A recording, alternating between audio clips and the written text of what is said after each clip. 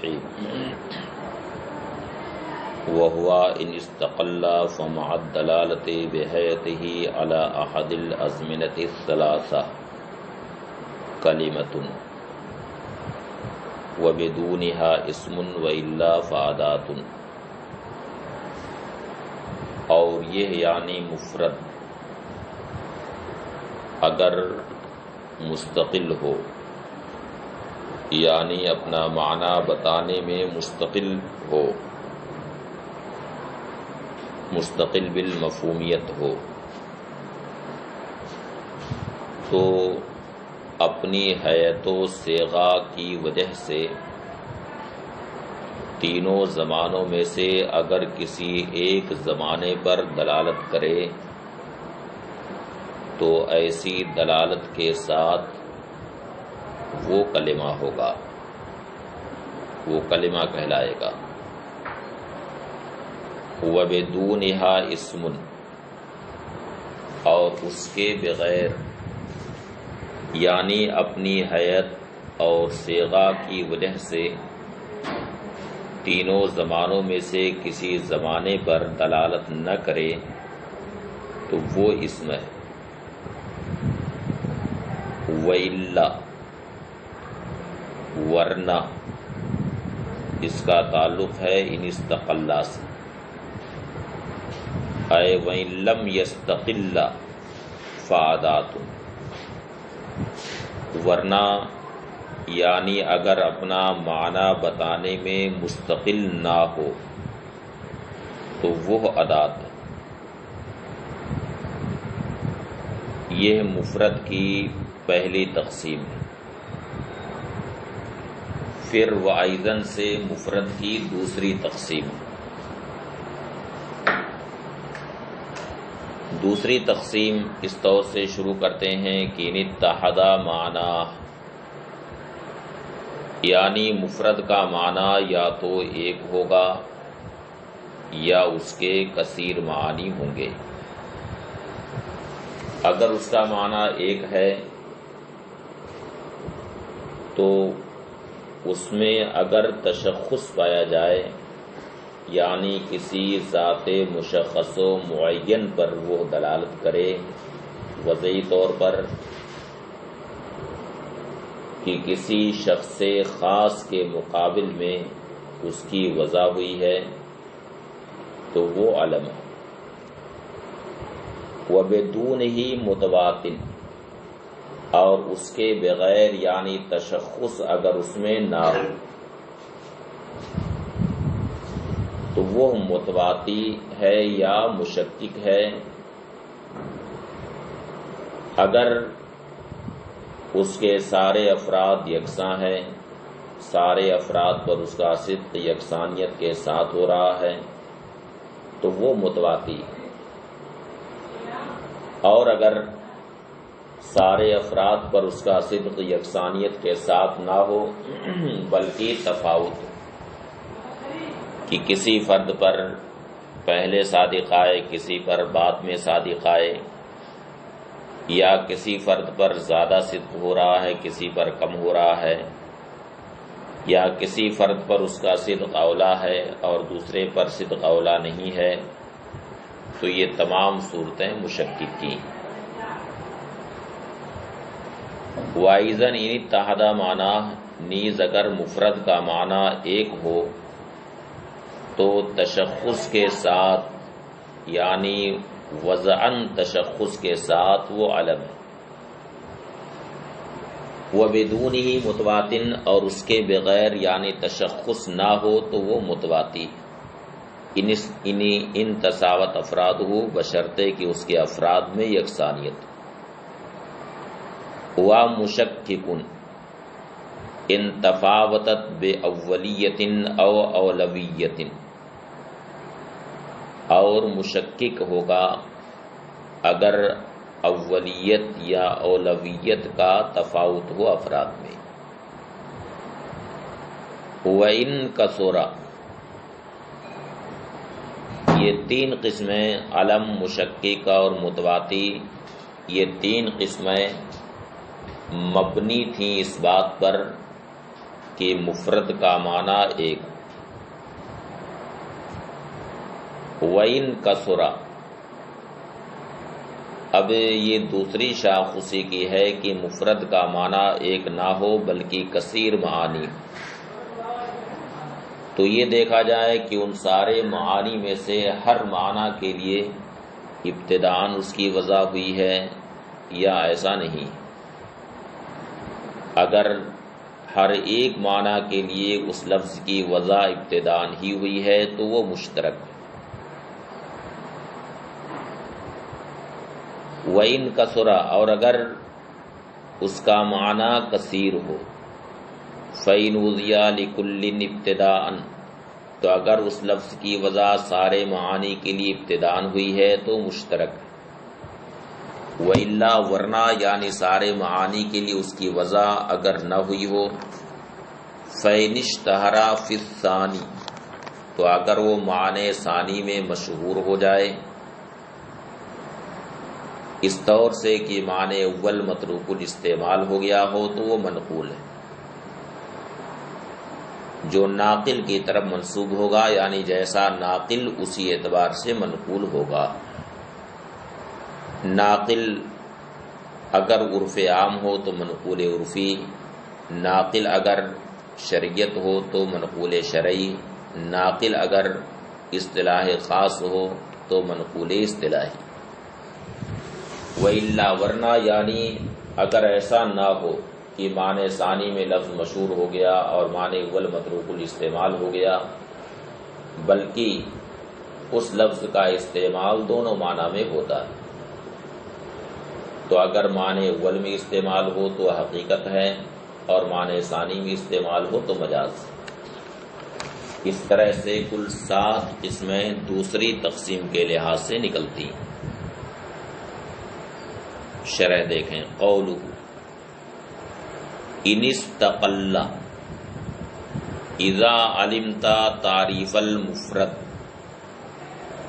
فعلم انه على 3 اقسام، جب آپ نے مفرد کی تعریف جان لی تو یہ بھی جان لو کہ مفرد 3 قسموں پر ہے، کلمہ، اسم اور ادات۔ لِأَنَّ مَعْنَا إِنْ كَانَ مُسْتَقِلًّا بِنَفْسِهِ دَالًّا بِحَيَاتِهِ عَلَى أَحَدِ الْأَزْمِنَةِ الثَّلَاثَةِ، اس لیے کہ اس کا معنی اگر بذات خود مستقل ہے، اس طور سے کہ اپنی حیت و صیغہ کی وجہ سے وہ لفظ تینوں زمانوں میں سے کسی ایک زمانے پر دلالت کرے، فہو کلمہ، تو وہ کلمہ ہے۔ اہل منطق کی اصطلاح میں اسے کلمہ کہیں گے۔ وعند النحاة فعل، جبکہ نحویوں کے نزدیک وہ فعل کہلائے گا۔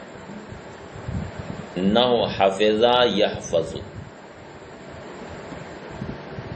وَإِنْ كَانَ مَعْنَاهُ مُسْتَقِلًّا غَيْرَ دَالٍ بِحَيَاتِهِ عَلَيْهِ، اور اگر اس کا معنی مستقل تو ہو مگر وہ لفظ اپنی حیت و صیغہ کی وجہ سے تینوں زمانوں میں سے کسی زمانے پر دلالت نہ کرے، فہو اسم، تو وہ اسم ہے۔ نحو الشجر، جیسے کہ شجر، اس کا معنی مستقل ہے لیکن یہ لفظ اپنی حیت و صیغہ کی وجہ سے کسی زمانے پر دلالت نہیں کرتا، اس لیے یہ اسم ہے۔ وَإِنْ كَانَ مَعْنَاهُ غَيْرَ مُسْتَقِلٍ،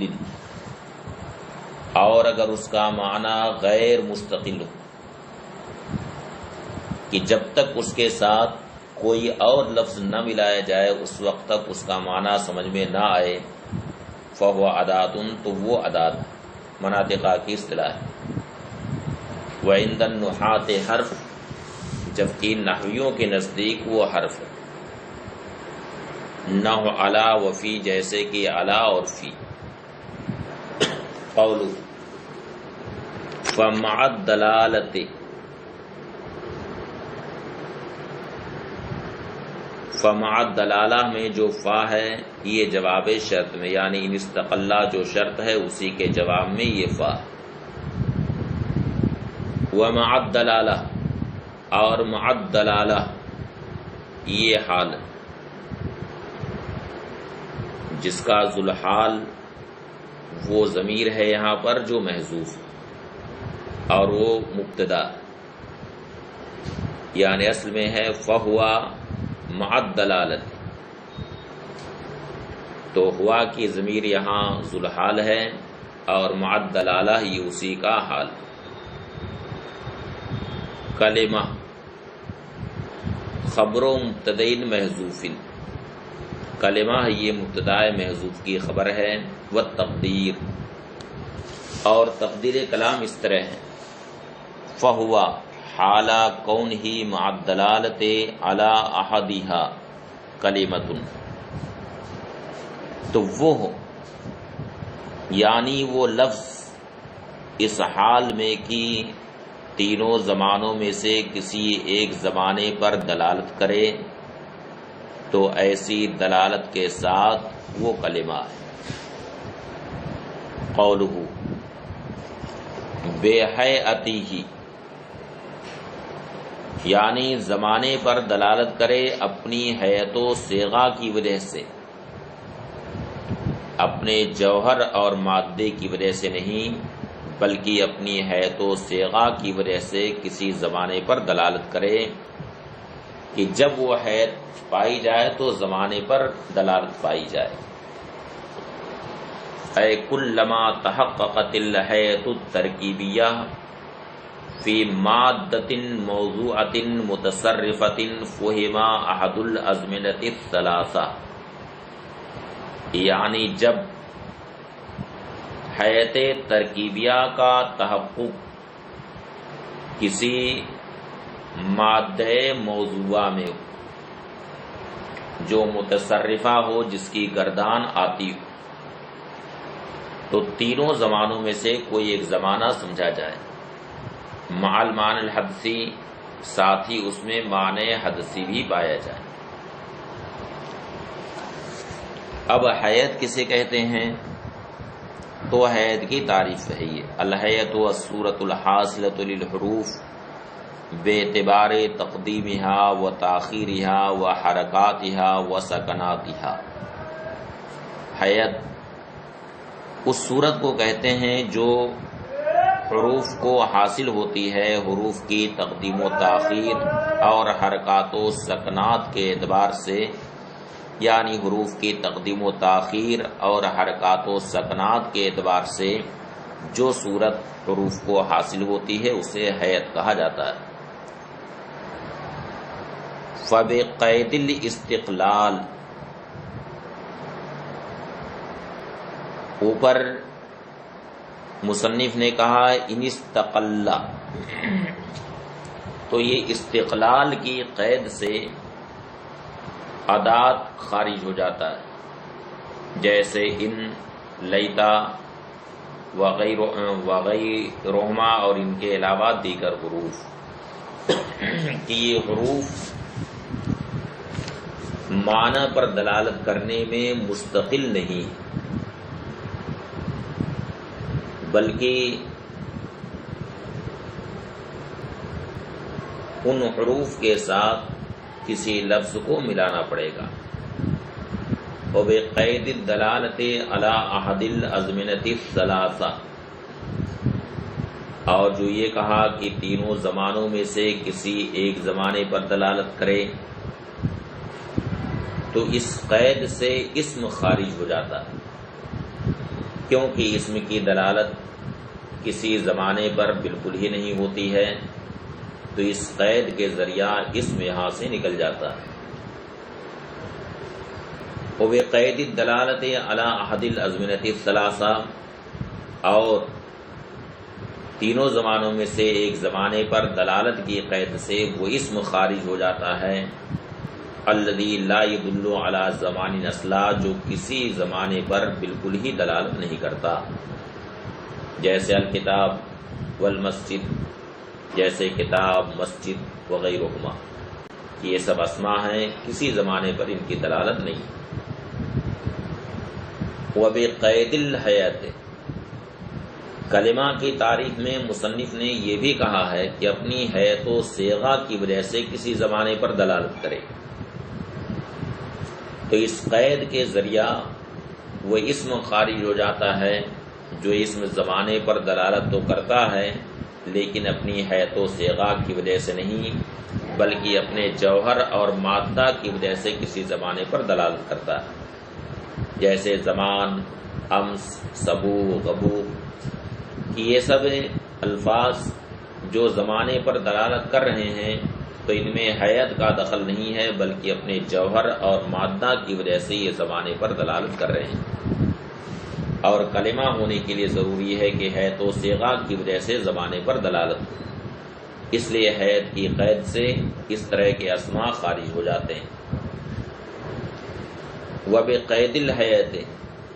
یخرج الاسم الذی یدل علی الزمان، اور حیت کی قید سے وہ اسم خارج ہو جاتا ہے جو زمانے پر دلالت کرتا ہے، لیکن لا بحیتی و صیغتہ، لیکن اپنی حیت اور صیغہ کی وجہ سے نہیں، بل بحسب جوہرہ و مادتہ، بلکہ اپنے جوہر اور مادہ کی وجہ سے، جیسے کہ زمان، امس، سبو، غبو، فإن دلالتها علی الزمان بموادها و جواہرها، اس لیے کہ زمانے پر ان الفاظ کی دلالت اپنے مادہ اور جوہر کی وجہ سے ہے، بخلاف الکلمہ، برخلاف کلمہ کے، فإن دلالتها علی الزمان بسبب حیتها، کیونکہ کلمہ کی دلالت زمانے پر اپنی حیت کی وجہ سے ہوتی، بشہادت اختلاف الزمان عند اختلاف الحیاء۔ اب یہ بات رہی کہ کلمہ کی دلالت زمانے پر حیت و صیغہ کے سبب کیسے ہوتی ہے، یہ بات کیسے معلوم ہوئی؟ تو اس کا جواب یہ دیا کہ اس پر شہادت یہ ہے، دلیل اس کی یہ ہے کہ ہم یہ دیکھتے ہیں کہ جہاں حیت مختلف ہوتی ہے وہاں زمانہ مختلف ہو جاتا ہے، اگرچہ وہاں مادہ ایک، جیسے حفظہ یحفظ، تو حفظہ یحفظ مادہ ایک ہے دونوں کا، حفظ، لیکن حیت دونوں کی بدلی ہوئی ہے، اس لیے یہاں زمانہ بھی مختلف ہو گیا، حفظہ کی دلالت ماضی پر ہے اور یحفظ کی دلالت حال یا مستقبل پر ہے،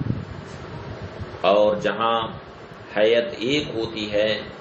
اگرچہ مادہ وہاں مختلف ہو تو زمانہ وہاں پر ایک ہی رہتا ہے، جیسے غسلہ اور قعدہ، تو یہاں مادہ الگ الگ ہے دونوں کا لیکن حیت ایک ہے، اس وجہ سے دونوں کی دلالت زمانے ماضی ہی پر ہو رہی ہے، ایک ہی زمانے پر دلالت ہو رہی ہے، تو معلوم ہوا کہ کلمہ کی دلالت جو زمانے پر ہوتی ہے اس میں ہے تو صیغہ ہی کا پورا پورا دخل ہے۔ بشہادت اختلاف الزمان عند اختلاف الحیات، اس شہادت سے کہ حیت کی اختلاف کے وقت زمانہ مختلف ہو جاتا ہے،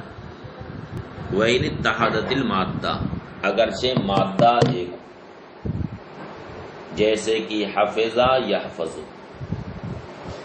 وَاتِّحَادِ الزَّمَانِ عِنْدَ اتِّحَادِ الْحَیَاتِ، اور جہاں حیت ایک ہوتی ہے، صیغہ ایک ہوتا ہے، وہاں زمانہ متحد ہوتا ہے، زمانہ ایک ہوتا ہے، وَإِنِ اخْتَلَفَتِ الْمَادَّةُ، اگرچہ مادہ وہاں مختلف ہو، جیسے غسلہ اور قعدہ، قول وَإِلَّا فَأَدَاتٌ، ورنہ وہ ادات، اے وَإِن لَّمْ يَسْتَقِلَّ مَعْنَاهُ فَأَدَاتٌ، یعنی اگر اس کا معنی مستقل نہیں ہے تو وہ ادات، وَعِندَ النُّحَاةِ حرف، اور نحویوں کے وہاں اس کو حرف کہا جاتا ہے۔ یہ ہے مفرد کی پہلی تقسیم۔ وَأَيْضًا إِنِ اتَّحَدَ مَعْنَاهُ، یہ مفرد کی دوسری تقسیم ہے۔ ھذا شروع فی تقسیم ثانی للمفرد الی 7 اقسام، یہ ہے 7 اقسام کی طرف مفرد کی تقسیم ثانی کا آغاز۔ وہ 7 اقسام یہ ہیں: علم، متواتی، مشکک، مشترک، منقول، حقیقت اور مجاز۔ وہ تفصیل اس کی تفصیل یہ ہے: ان المفرد اما ان یکون معناہ واحدا او کثیرا، مفرد کا معنی یا تو ایک ہوگا یا کثیر ہوگا۔ فَإِنْ كَانَ الْأَوَّلُ، اگر مفرد کا معنی ایک ہے، پہلی شکل ہے یعنی اس کا معنی ایک ہے، فَلَهُ 3 اقسام، تو اس کی 3 قسمیں: الجزی والمتواتی والمشکک، جزی، متواتی اور مشکک۔ لِأَنَّهُ لا يخلو اما يتشخص ذلك المعنى بحسب الوضع او لا، اس لیے کہ خالی نہیں، یا تو وہ معنی وضع کے اعتبار سے مشخص و معین ہوگا، یعنی کسی مشخص و معین ذات کے مقابل میں اس لفظ کی وضع ہوئی ہے، اولا یا نہیں۔ فَإِن تشخص، اگر اس کا معنی متشخص ہے یعنی کسی مشخص و معین ذات کے مقابل میں اس کی وضع ہوئی ہے، یسمى علما فی عرف النحاة، تو اس کا نام علم رکھا جاتا ہے نحویوں کے عرف میں، وجزیا حقیقیا فی عرف المنطقیین، اور مناطقہ کے عرف میں اسے جزئی حقیقی کہا جاتا ہے۔ جیسے خالد، ہشام، تو خالد کی وضع کسی مشخص و معین ذات کے مقابل میں ہوتی ہے، ہشام کی بھی وضع کسی معین و مشخص ذات کے مقابل میں ہوتی ہے۔ تو نحویوں کی اصطلاح میں ان دونوں الفاظ کو علم کہا جائے گا، جبکہ مناطقہ کے وہاں اسے جزئی حقیقی کہا جائے گا۔ وَإِن لَّمْ يَتَشَخَّصْ، اور اگر اس کا معنی متشخص نہیں ہے یعنی کسی مشخص و معین ذات کے لیے اس کی وضع نہیں ہوئی ہے، فَهُوَ إِمَّا مُتَوَاتٍ، تو وہ یا تو متواتی ہے یا مشکک ہے یا مشترک ہے۔ نہیں، مشترک تو کثیر والی صورت پر ہے۔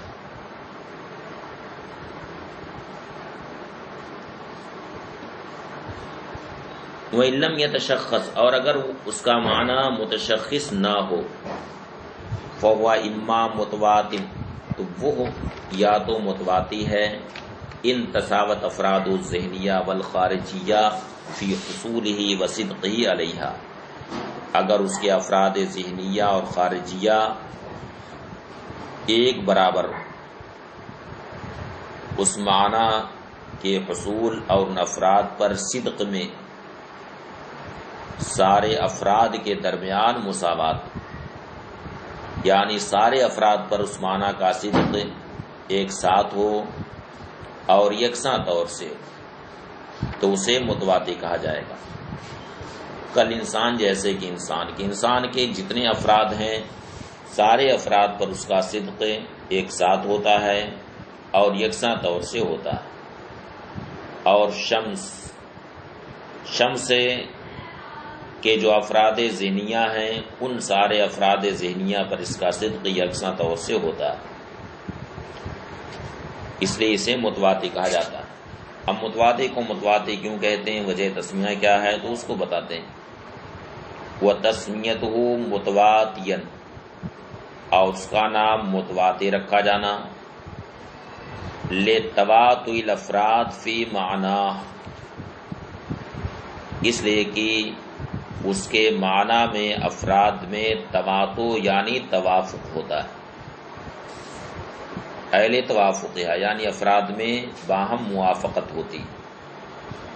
وَإِمَّا مُشَكِّكٌ، یا وہ مشکک ہوگا، ان تفاوتت افرادہ الذہنیہ والخارجیہ فی حصولہ وصدقہ علیہا، اگر ان افراد ذہنیہ اور خارجیہ پر اس معنی کے حصول اور صدق میں تفاوت ہو۔ اب یہ تفاوت کیسا بھی ہو، خواہ اولیت کے اعتبار سے تفاوت ہو، یعنی کسی فرد پر اس کا صدق اولیت کے ساتھ ہو رہا ہے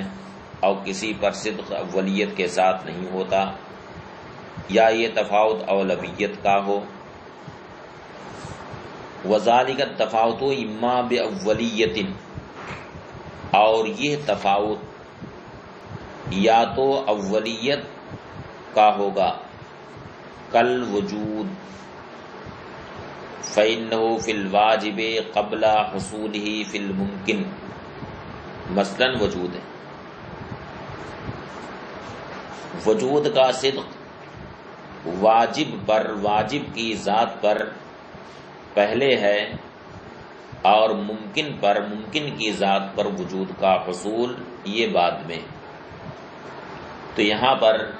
صدق کے اعتبار سے یہ تفاوت، صدق میں تفاوت اولیت کا ہوا،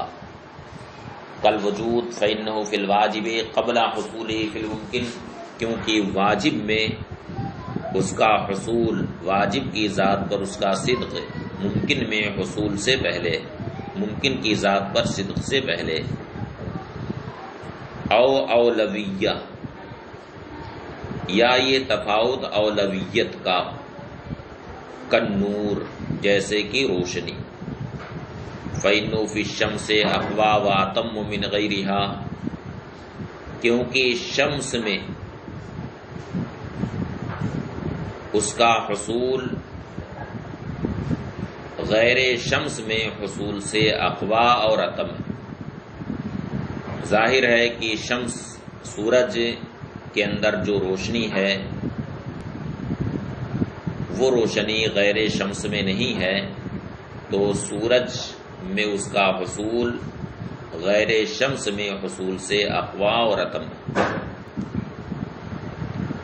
وَتَسْمِيَتُهُ مُشَكِّكًا، اب مشکک کو مشکک کیوں کہا جاتا ہے، اس کی وجہ تسمیہ کیا ہے؟ تو اس کی وجہ تسمیہ یہ ہے کہ شک کا یشکک کو تشکیک کا معنی ہوتا ہے شک میں ڈالنا، مشکک کا معنی ہوا شک میں ڈالنے والا، تو کلی مشکک یہ ایسی کلی ہے جو صاحب نظر کو شک میں ڈال دیتی ہے، یعنی صاحب نظر جب اس حیثیت سے دیکھتا ہے کہ اصل معنی کے لحاظ سے تو افراد میں اتفاق ہے، اور جب اصل معنی میں افراد میں اتفاق ہے تو اس لحاظ سے جب دیکھتا ہے تو اسے یہ سمجھ میں آتا ہے کہ اسے متبادی ہونا چاہیے، لیکن جب اس اعتبار سے دیکھتا ہے کہ اگرچہ اصل معنی میں افراد میں اتفاق ہے لیکن پھر بھی افراد پر صدق میں اتفاق نہیں ہے بلکہ اختلاف ہے، کہ کسی پر اس کا صدق اولیت کے ساتھ ہوتا ہے، کسی پر اولیت کے ساتھ نہیں ہوتا،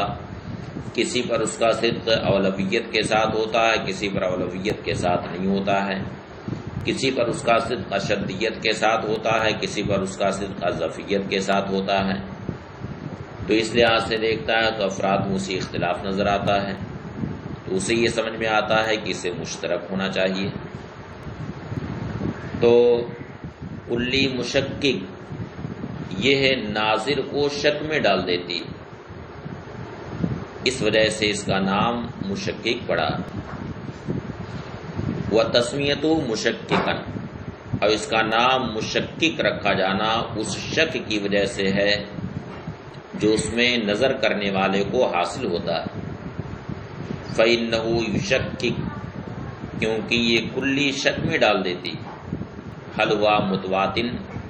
کہ کیا یہ متواتی ہے، من حیث اتفاق افرادی فی اصل المعنی، اس حیثیت سے کہ اصل معنی میں افراد میں اتفاق ہوتا، یا یہ مشترک ہے اس حیثیت سے کہ اس کے افراد میں اختلاف پایا جاتا ہے، اولیت کا وغیرہ، یا کوئی دوسری نوعیت کا اختلاف۔ قولہ وَإِن کثر، اور اگر اس کا معنی کثیر، عطف علی قولہ ان اتحد، اس کا عطف ہے مصنف کے قول ان اتحد پر، اے وَإِن کان معنی المفرد کثیرا، یعنی اگر مفرد کا معنی کثیر ہو، فلہ اربعۃ اقسام، تو اس کی 4 قسمیں، المشترک، المنقول، الحقیقہ، المجاز، مشترک، منقول، حقیقت اور مجاز۔ لأنه لا يخلو اما یکون موضوعا لکل من المعانی الکثیرہ او لا، اس لیے کہ خالی نہیں، یا تو اس لفظ کی وضع ان معانی کثیرہ میں سے ہر ایک کے لیے ہوئی ہے، اولا، یا ہر ایک کے لیے اس کی وضع نہیں ہوئی، علی الاول، پہلی تقدیر پر، یعنی ان معانی کثیرہ میں سے ہر ایک کے لیے اگر وضع ہوئی تو وہ مشترک،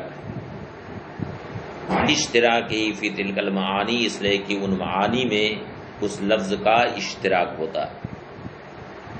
کالعین للباسرہ والذہب والشمس وغیرہا، جیسے کہ لفظ عین، اس کی وضع آنکھ، سونا اور سورج اور ان کے علاوہ بہت سارے معانی کے لیے اس کی وضع ہوئی، اور ہر ایک کے لیے ابتداءً وضع ہوئی، تو اسے مشترک کہا جائے گا۔ وعلی الثانی، اور دوسری تقدیر پر ہے، وَإِن لَّمْ يُوضَعْ لِكُلٍّ مِّنَ الْمَعَانِي، یعنی ان معانی میں سے اگر ہر ایک کے لیے وضع نہ ہوئی ہو، بل وُضِعَ لِمَعْنًى ثُمَّ اسْتُعْمِلَ فِي مَعْنًى آخر، بلکہ اس کی وضع ایک معنی کے لیے ہوئی تھی، پھر کسی مناسبت کی وجہ سے ثم استعمل فی معنی آخر لمناسبت، پھر دوسرے معنی میں کسی مناسبت کی وجہ سے اس کا استعمال ہوا، فلا یخلو من ان یکون استعمالہ مشتہرا فی الثانی دون الاول، تو خالی نہیں کہ وہ لفظ یا تو معنی ثانی میں اس طرح سے مشہور ہو گیا کہ معنی اول ترک کر دیا گیا، یا معنی ثانی میں اس طرح کی شہرت نہیں ہوئی۔ اگر معنی ثانی میں اس طرح سے وہ مشہور ہو گیا ہو کہ معنی اول ترک کر دیا گیا ہو، تو اسے منقول کہا جائے گا۔ فلا یخلو، تو خالی نہیں اس بات سے کہ اس کا استعمال یا تو معنی ثانی میں مشہور ہو گیا دون الاول، نہ کہ معنی اول میں، اولا، یا ایسا نہیں۔ فَإِنِ اشْتَهَرَ فِي الثَّانِي، اگر معنی ثانی میں مشہور ہو گیا ہو، تُرِکَ اسْتِعْمَالُهُ فِي الْمَعْنَى الْأَوَّلِ، اور معنی اول میں اس کا استعمال متروک ہو گیا، بدون القرینہ، بغیر قرینہ کے، یعنی جب تک کہ الگ سے قرینہ نہ لایا جائے جو اس بات پر دلالت کرے کہ معنی اول مراد لیا گیا ہے، اس وقت تک معنی اول کی طرف ذہن نہ جائے، فَهُوَ مَنْقُولٌ، تو وہ منقول، لِوَجُودِ النَّقْلِ فِيهِ، اس لیے کہ اس میں نقل کا معنی پایا جاتا ہے۔ وَإِن لَّمْ يَشْتَهِرْ فِي الثَّانِي، اور اگر معنی ثانی مشہور نہ ہوا، وَلَمْ يُتْرَكْ اسْتِعْمَالُهُ فِي الْأَوَّلِ، اور معنی اول میں اس کا استعمال متروک بھی نہ ہوا ہو، اور معنی اول میں اس کا استعمال ترک نہیں کیا گیا،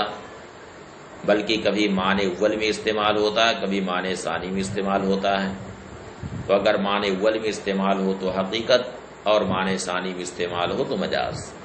فَإِنِ اسْتُعْمِلَ فِي الْمَعْنَى الْأَوَّلِ، تو اگر معنی اول میں استعمال ہوا ہے، الذی هو الموضوع له، جو موضوع له ہے،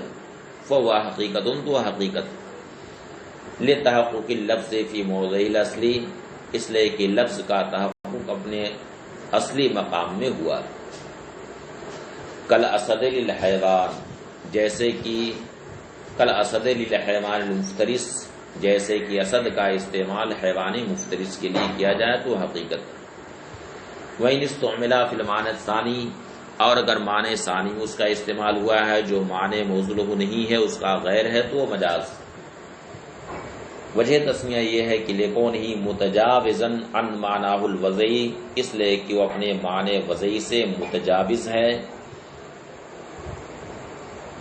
معنی وضعی میں استعمال نہیں ہوا ہے بلکہ اس سے ہٹ گیا ہے، اس سے تجاوز کر گیا ہے، اس وجہ سے اسے مجاز کہا جاتا ہے۔ کالاسد للرجل الشجاع، جیسے کہ اسد کا استعمال رجل شجاع کے لیے کیا جائے تو اسے مجاز کہا جائے گا، کیونکہ معنی موضوع له حیوان مفترس تھا، اور یہاں پر معنی موضوع له سے یہ لفظ تجاوز کر گیا، اس وجہ سے اسے مجاز کہا جائے گا۔